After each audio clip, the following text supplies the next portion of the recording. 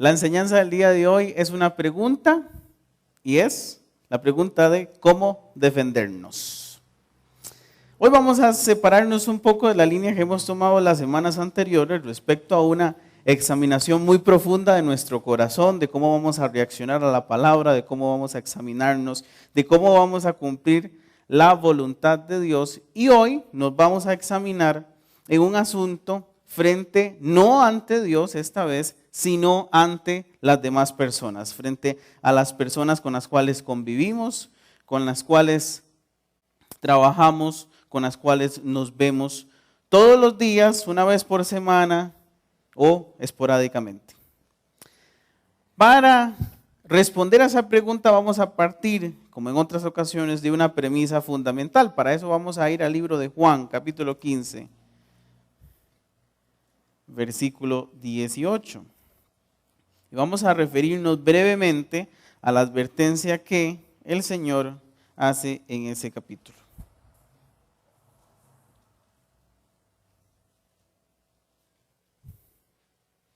Amén. Dice así, versículo 18, si el mundo los odia, sepan que a mí me han odiado antes que a todos ustedes. Si fueran de este mundo, el mundo amaría lo suyo, pero como no son del mundo, porque yo los elegí de entre el mundo, por eso el mundo los odia. Acordaos de la palabra que yo les estoy diciendo, el siervo no es mayor que su Señor. Si a mí me han perseguido, también a ustedes los van a perseguir. Si han guardado mi palabra, también guardarán la vuestra. Eso es una advertencia que Jesús le está dando a sus discípulos, a sus apóstoles en la última noche antes de que fuese arrestado, enjuiciado, crucificado. Ya ustedes saben el resto de la historia. Esta es la última noche que Jesús pasa con sus discípulos y les da esta advertencia. Sepan que si el mundo los odió, que si el mundo lo odió a él, si el mundo odió a Jesús, también a los seguidores de Jesús los iban a odiar. Ahí no hay ninguna cuestión especial que entender. Es muy simple entender esa cuestión de la persecución. Si Jesús fue perseguido por causa de lo que predicó, también los cristianos iban a ser perseguidos por causa de esa misma predicación, por causa del evangelio. Todos, bajo ese principio, hemos sufrido de cierta manera o de otra ese odio hacia Cristo. De hecho, por favor, piensen en algunas circunstancias que usted haya vivido respecto a manifestaciones de odio por el hecho mismo de que usted sea cristiano. Discriminaciones, persecuciones, opresiones, oposiciones, y ya llegándolo al nivel de la persecución, como la violencia, las amenazas, el encarcelamiento, el juicio y en algunos casos que nosotros no hemos vivido, la muerte. Pero todos en algún momento o hemos vivido o sépalo, vamos a vivir oposición por nuestra fe. ¿De acuerdo? ¿Alguno de ustedes ha vivido persecución por su fe, oposición? ¿Se han enfrentado con alguien?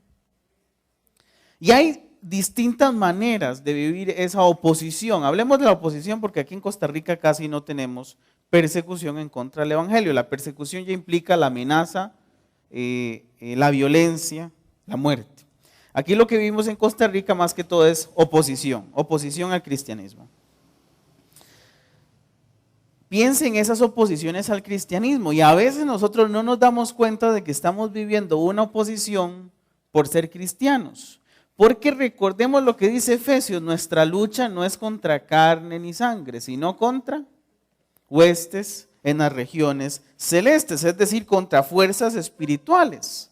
Así que cuando nosotros traemos la luz de Cristo en un lugar, es evidente que en ese lugar ciertas fuerzas espirituales se van a incomodar.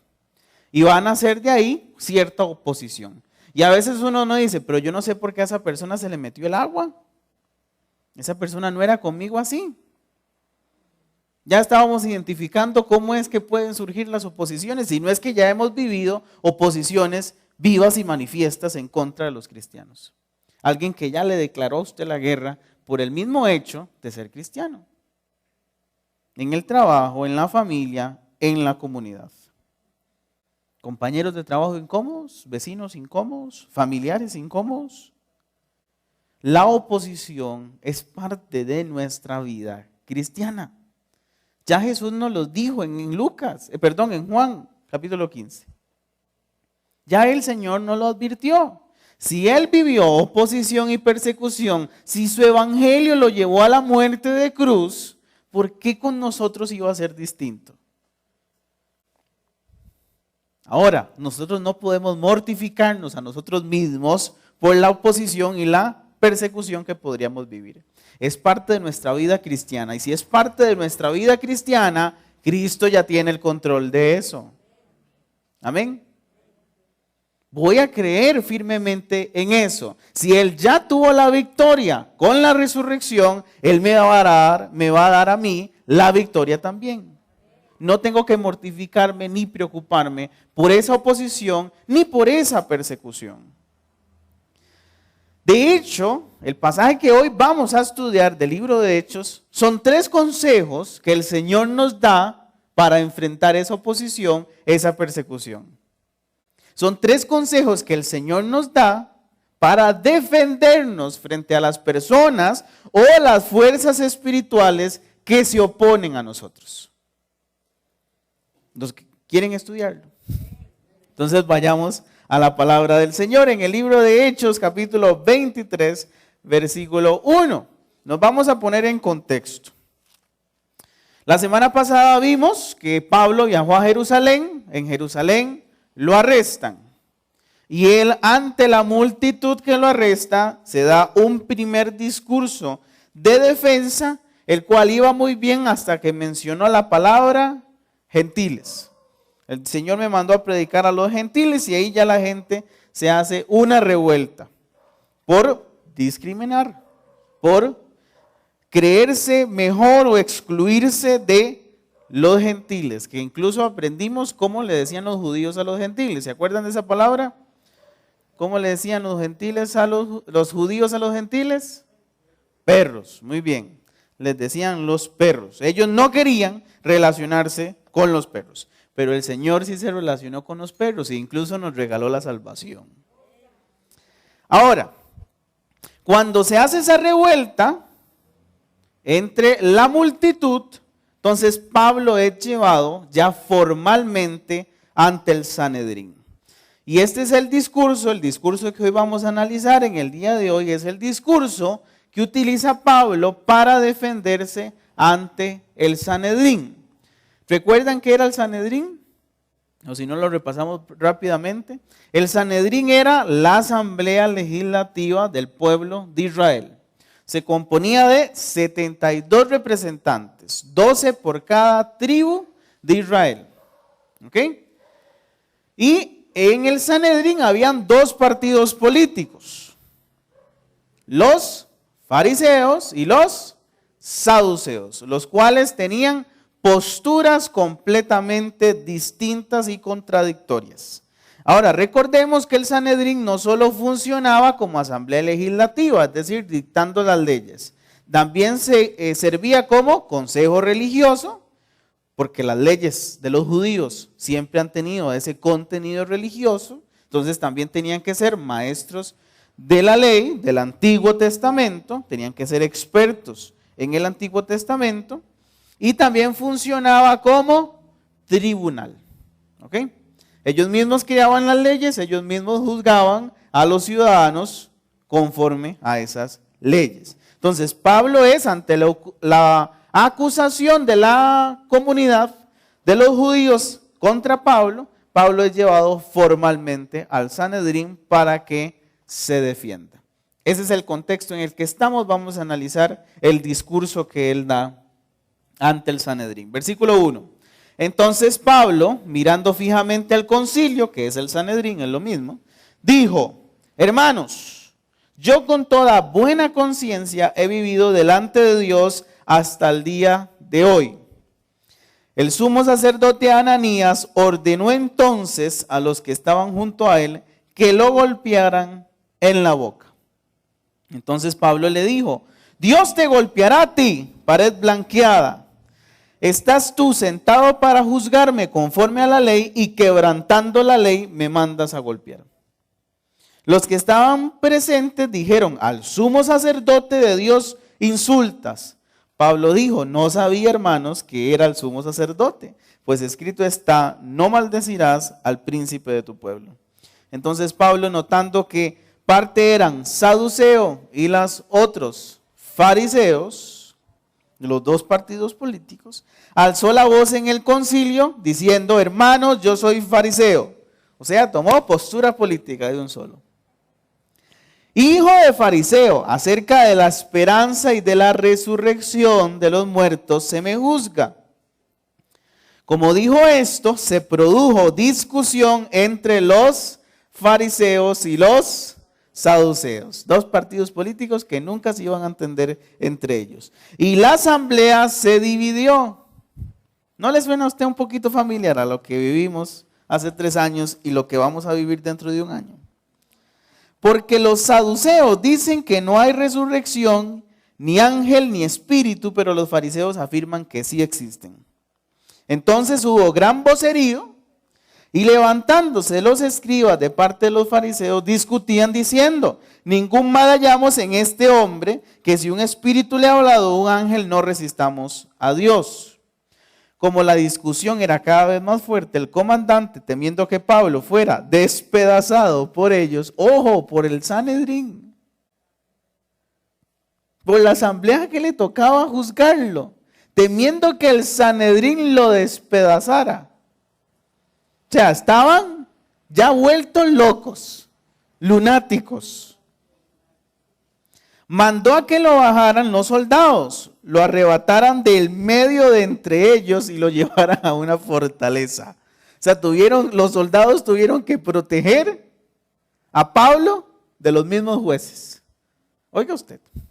A la noche siguiente se le presentó el Señor y le dijo, ten ánimo, Pablo, pues como has testificado de mí en Jerusalén, así es necesario que testifiques también en Roma.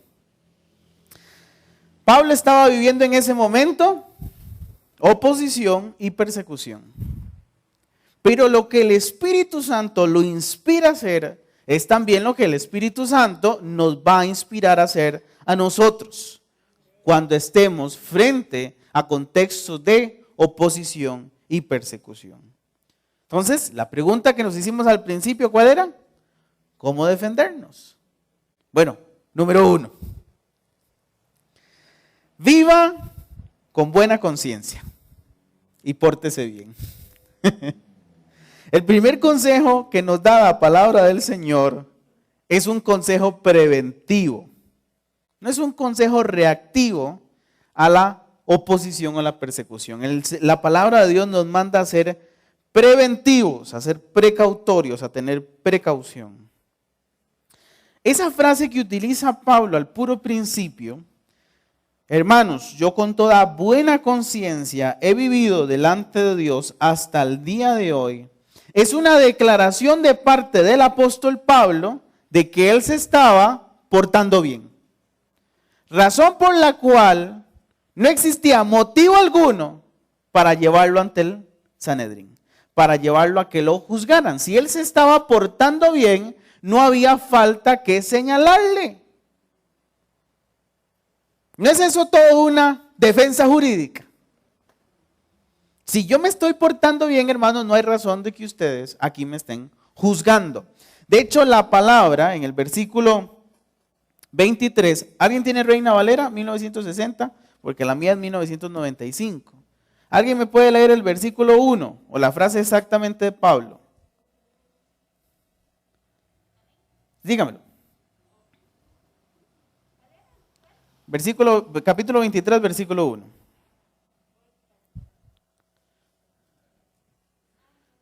Y en la pantalla me van poniendo la...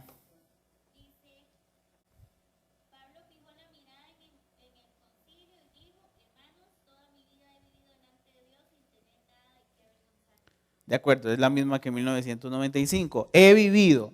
La palabra he vivido, la presentación. He vivido en griego es esta palabrita, politeumai, que significa comportarse como ciudadano. ¿Qué era lo que estaba diciendo Pablo con esa palabrita? Lo que estaba diciendo es, yo he sido un buen ciudadano. Yo me he portado bien. He seguido las reglas de esta ciudad. De hecho, esta palabra en griego, polis, es eso, la ciudad. Yo he seguido las reglas de esta ciudad. Yo he sido un buen ciudadano. Yo me he portado bien. No hay razón entonces que ustedes me estén juzgando. Eso se lo llevó a decirlo el Espíritu Santo, porque recuerde que a Pablo, el Espíritu Santo era quien le decía cómo defenderse. Y lo primero que el Espíritu Santo inspira a hacer a Pablo es decir, hey, yo me he portado bien. ¿Cuál es el consejo que nos está dando la palabra de Dios a nosotros? Seamos preventivos. Evitémonos la oposición y la persecución portándonos bien. Claro, si yo me porto bien, voy a disminuir el riesgo de que alguien me señale. Voy a disminuir el riesgo de que alguien se me oponga. Voy a disminuir el riesgo de que alguien me persiga. Si yo estoy cumpliendo fielmente los preceptos, voy a disminuir el riesgo de que me lleven injustamente ante un tribunal, de que alguien me señale, de que alguien se oponga a lo que estoy haciendo.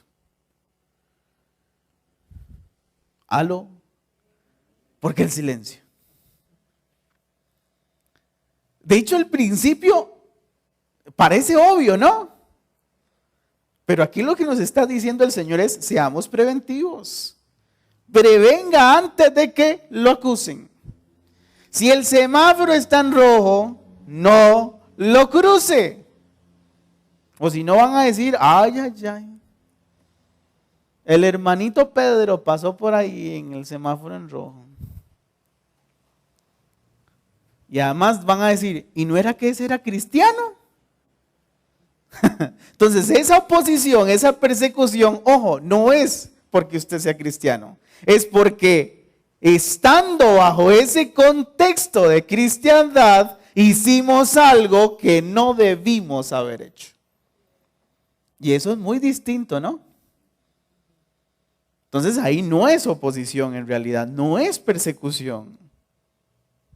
Es una acusación formal frente a una infracción que yo cometí. ¿Qué es lo que me está diciendo el Señor entonces? No cometa la infracción. No abra las puertas para que alguien más lo acuse a usted. Claro, Pablo no había abierto las puertas para que lo acusaran. Entonces, ¿por qué lo estaban acusando? ¿Por qué lo estaban juzgando? ¿Por qué lo estaban llevando al tribunal? Si uno no es culpable, no tiene pena. Entonces, ¿qué nos está diciendo el Señor con ese primer principio? Asegúrese de no ser culpable. Que sus manos siempre estén con la conciencia limpia. Muy bien. Amén. Pasamos, ¿verdad? El principio obvio. Número 2. ¿Cómo defendernos? Sea humilde y pida perdón. Luego de eso, de que Pablo afirma ser un buen ciudadano, ¿qué pasa? El sumo sacerdote Ananías ordena que lo golpeen en la boca. Entonces Pablo reacciona, no sé si enojado, probablemente porque recordemos que Pablo tenía un carácter muy reactivo. Probablemente se enoja por el golpe y entonces le dice a la persona que lo mandó a golpear, Dios te golpeará a ti. Pared blanqueada, estás tú sentado para juzgarme conforme a la ley y quebrantas la ley al ordenar que me golpeen. Efectivamente, Ananías no debió haber hecho lo que hizo. Deuteronomio 15, en el Antiguo Testamento, establece las reglas del proceso judicial ante el Sanedrín. Y una de las reglas es que nunca iba a imponerse una pena si antes no había la oportunidad de que la persona se defendiera. Pablo ni siquiera había terminado su defensa y ya estaban sancionándolo. Entonces, Ananías quebró la ley. Efectivamente, él la quebró. Con la misma ley que él estaba juzgando a Pablo, él mismo estaba quebrando esa ley. ¿Ok? Ananías cometió ahí una infracción al Antiguo Testamento, una infracción a Deuteronomio. El problema es que Pablo también cometió una infracción. Porque resulta que se devuelve y reactivamente le dice a Ananías, Dios te golpeará a ti. Lo cual estaba prohibido. Al sumo sacerdote nadie podía criticarlo. Porque era la ley, era el sumo sacerdote, era la representación de la espiritualidad del Antiguo Testamento en el templo. Además era el descendiente del linaje de Aarón.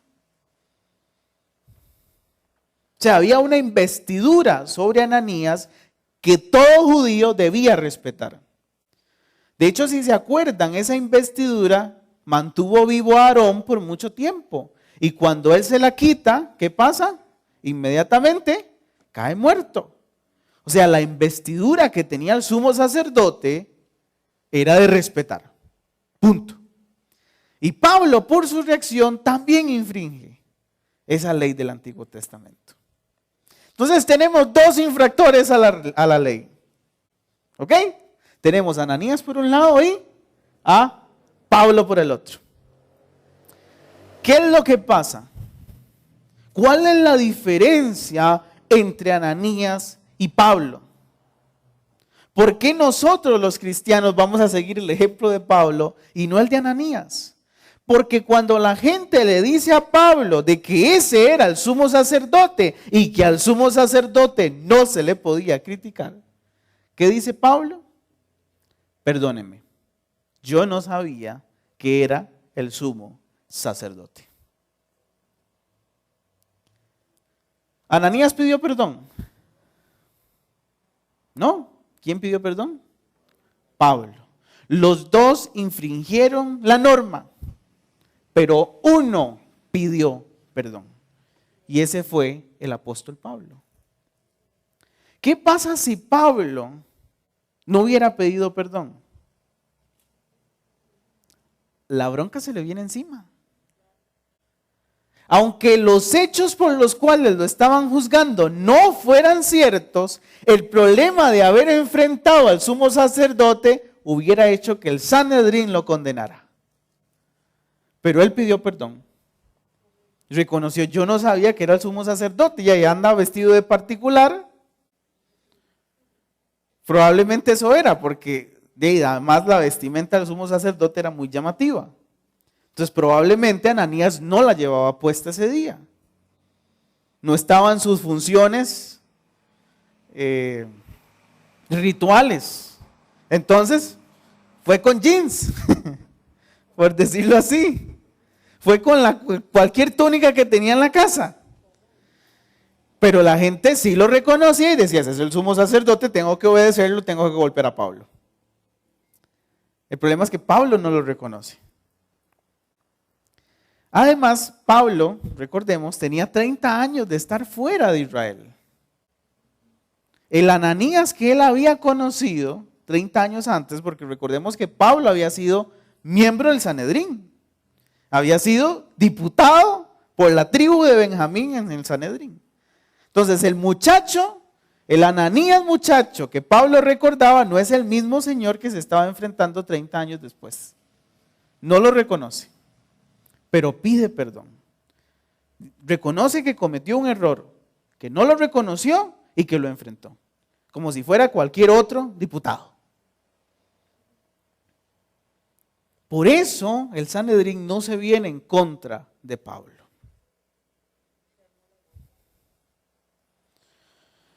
De hecho, ese es el consejo que nos da la palabra de Dios.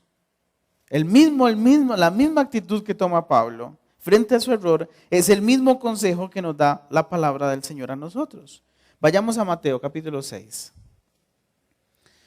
Ahí se encuentra el Padre nuestro. Y vamos a leer en el versículo 12. Yo sé que ya usted se lo sabe de memoria.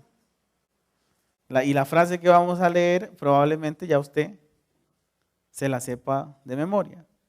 Perdona nuestras deudas o nuestras ofensas, como también nosotros perdonamos a nuestros deudores, como nosotros también perdonamos a quienes nos ofenden.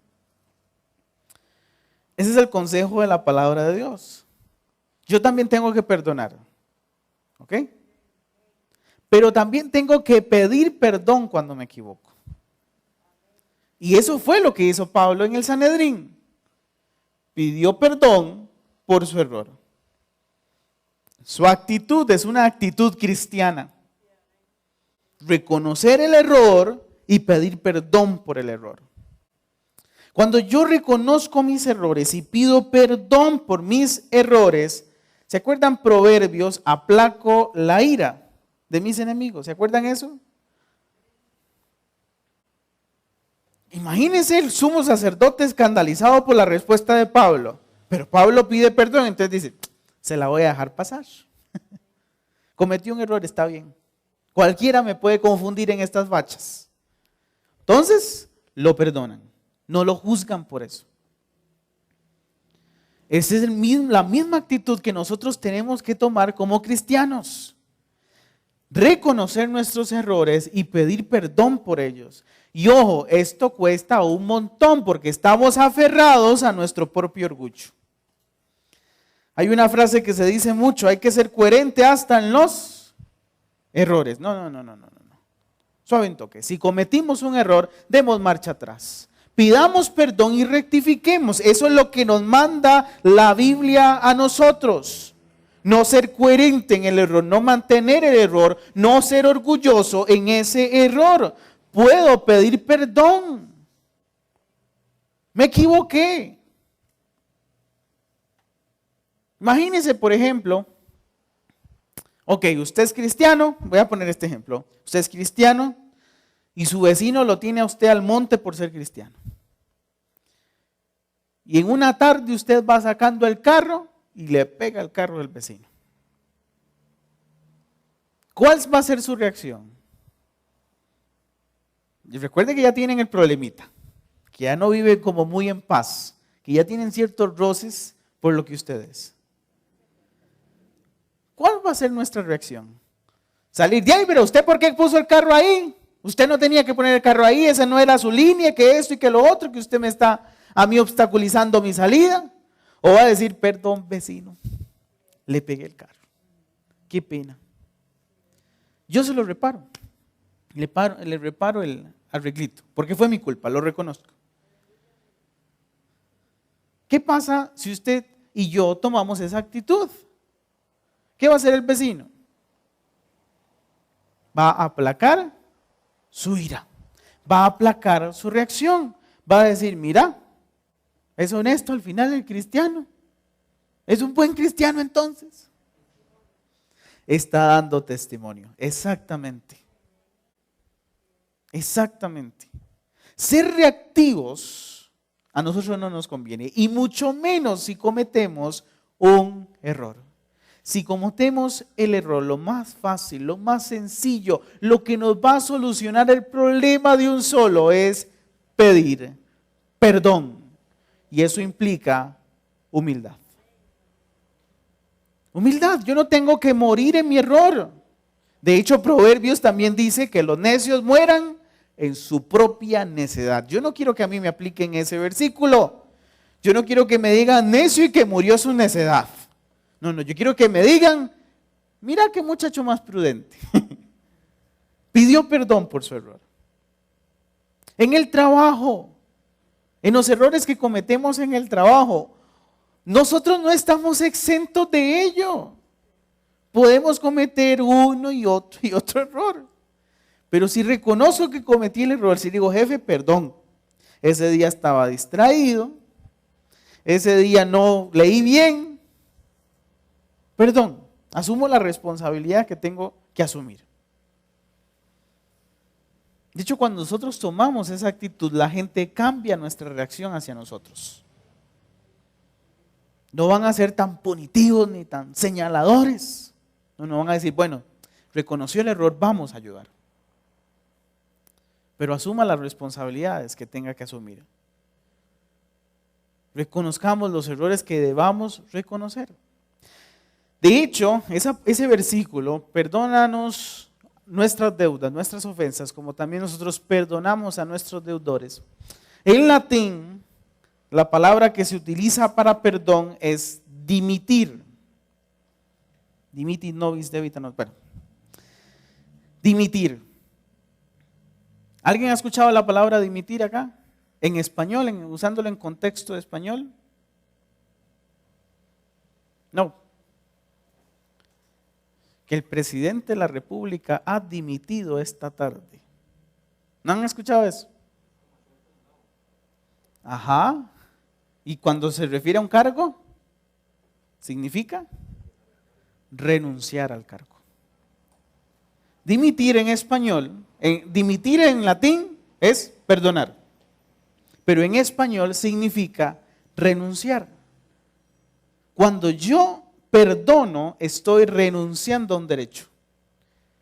Y cuando pido perdón, le estoy pidiendo a la persona que renuncie a su derecho que tiene sobre mí. Por eso es que aplaca la ira. Porque dice, mira, esta persona ya la tengo amarrada. Pero en vez de estar jalando y reaccionando a la cuerda que tiene sobre el cuello, le va a decir, bueno, está bien, aquí estoy. Si me quiere cortar la cabeza, hágalo ya. Claro, y cuando esa humildad, cuando ve que ya no hay un teje y maneje, un tire y encoge, la gente se aplaca. Pablo, cuando pide perdón, hace que el concilio, el Sanedrín, se aplaque. Y se evitó un problema. Venía por un problema, comete un error, se lo hubiera hecho otro, pero pidió perdón. Se salvó.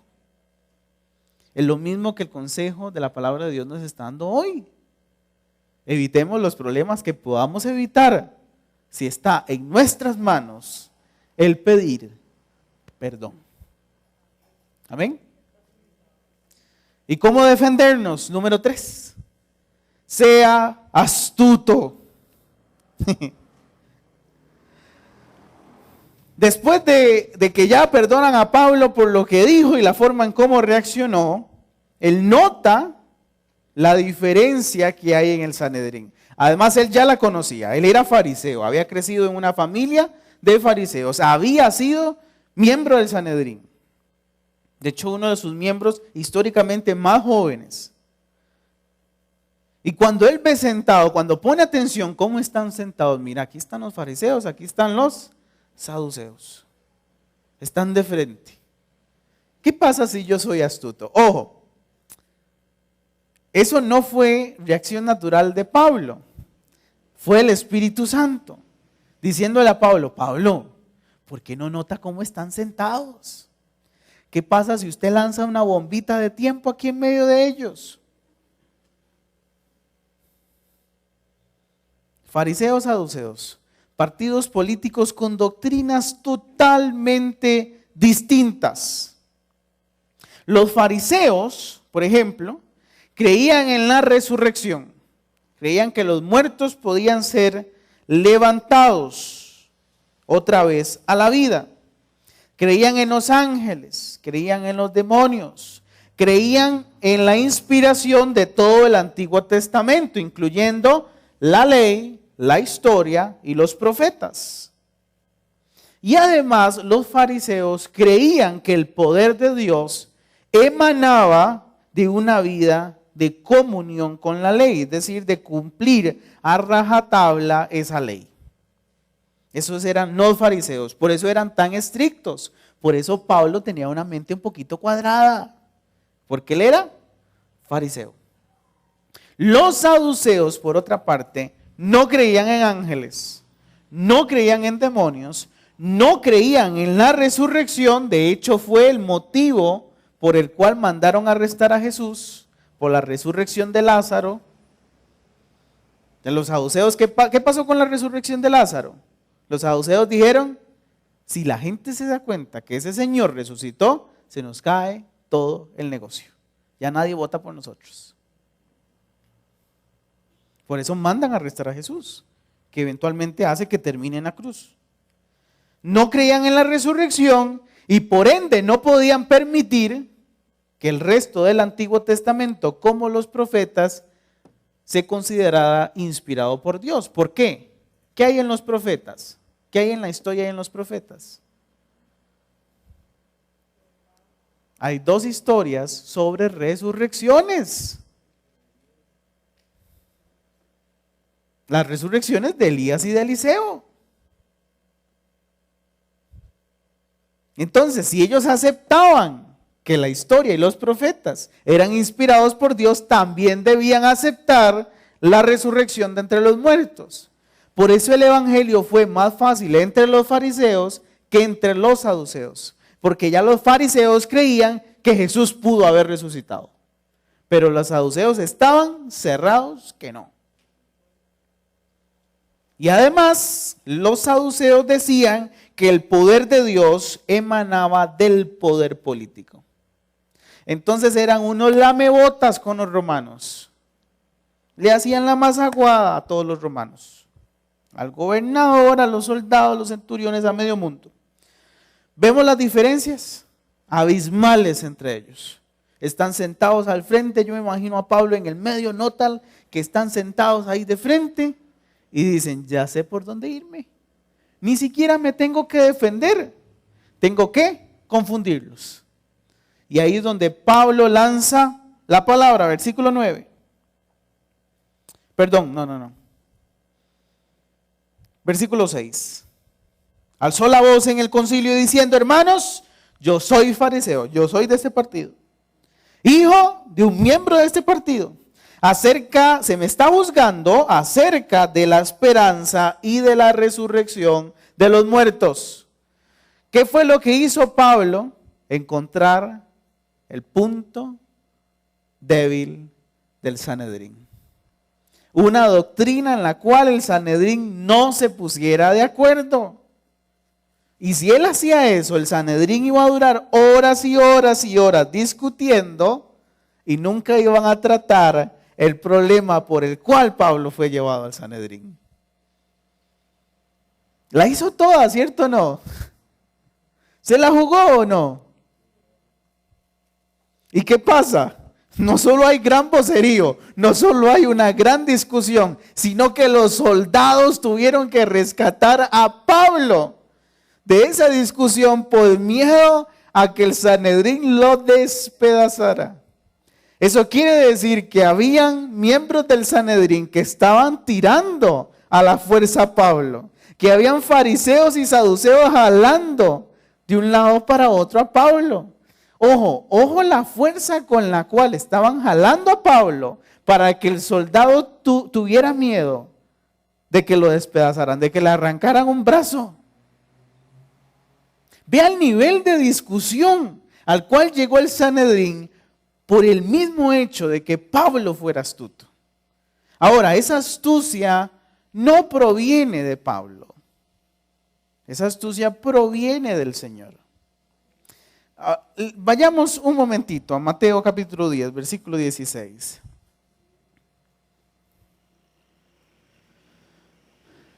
Jesús envía a sus discípulos, a sus apóstoles a predicar el evangelio por primera vez. Esta es, por decirlo así, el prototipo de la gran comisión.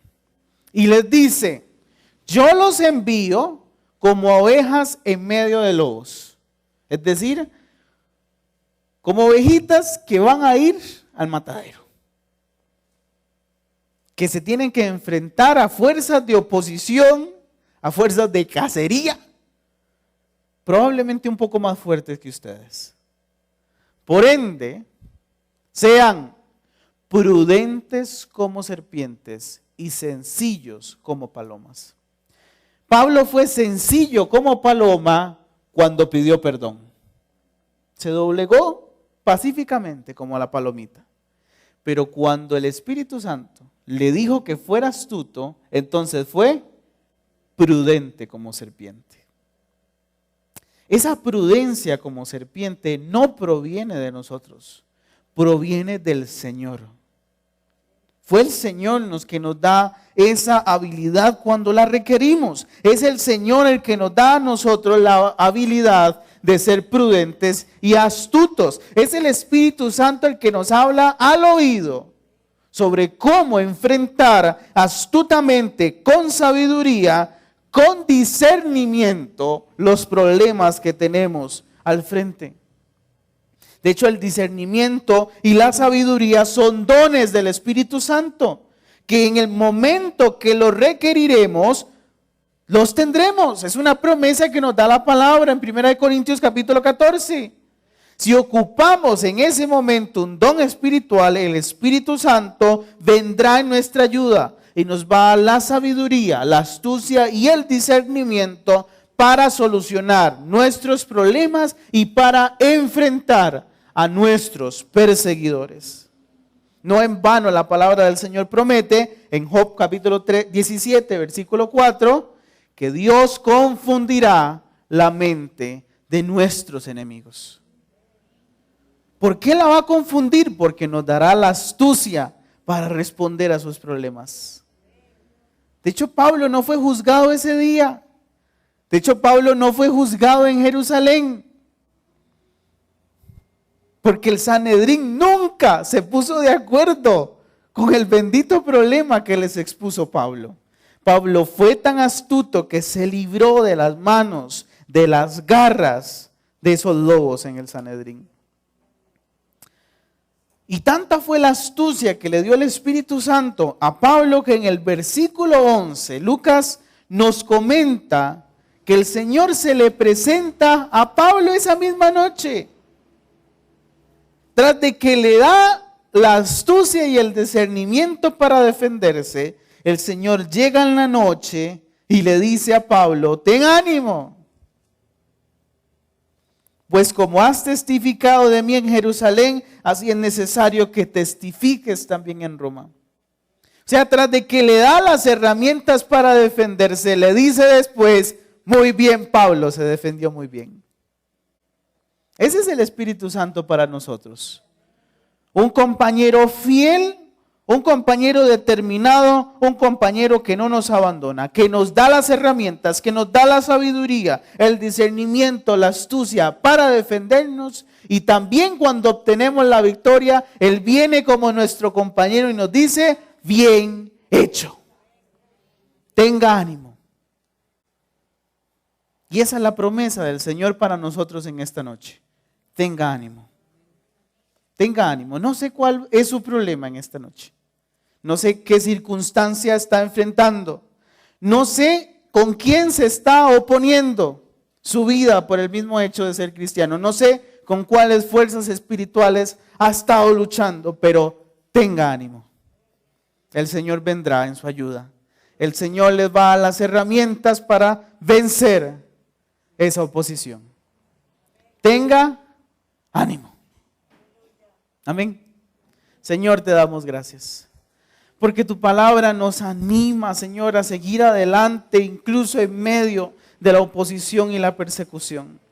Gracias, Señor Jesús, porque nunca nos has abandonado, porque tu mano nos ha sostenido siempre, porque tú nos has protegido, porque tu Santo Espíritu nos ha guiado. Gracias, Señor Jesús, porque tu Espíritu ha hecho que nosotros estemos de pie, firmes y aún vivos en medio de una vida cristiana que cuesta y que a veces es muy difícil. Gracias por protegernos en medio de la oposición, en medio del enfrentamiento de otras personas o fuerzas espirituales contra nosotros. Gracias, Señor Jesús, porque tú nunca nos vas a abandonar, porque siempre estarás a nuestro lado. Ayúdanos entonces a vencer y a defendernos de toda oposición y persecución. Danos las fuerzas, Señor, para vivir con una buena conciencia, para portarnos bien, para no abrir puertas que no deben ser abiertas. Señor, danos por favor la fuerza también para pedir perdón cuando hemos cometido errores. Danos la humildad en nuestro corazón para reconocer que a veces somos débiles. Y danos la astucia, la sabiduría y el discernimiento para saber defendernos, para saber solucionar nuestros problemas, los problemas que se enfrentan en nuestra vida. Tu palabra dice en Santiago: quien esté falto de sabiduría, pídala a Dios. Así que en esta noche, hoy te la pedimos, danos sabiduría para defendernos. Danos discernimiento para saber responder y reaccionar a los problemas de la vida. Gracias, Señor, porque tu Espíritu Santo nunca nos abandona. En el nombre de Cristo Jesús. Amén y amén.